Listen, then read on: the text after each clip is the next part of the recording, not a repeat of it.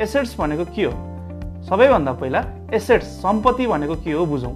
सम्पत्ति भनेको तपाईसँग भएको मूल्यवान चिज हो जुन पैसामा बदल्न सकिन्छ। यो तपाईको धन हो। उदाहरणको लागि तपाईको घर, जग्गा, गाडी, फोन वा ब्याङ्कमा भएको पैसा, यी सबै के हुन्? सम्पत्ति हुन्। अब जाउँ हामी सम्पत्तिका प्रकारहरूमा।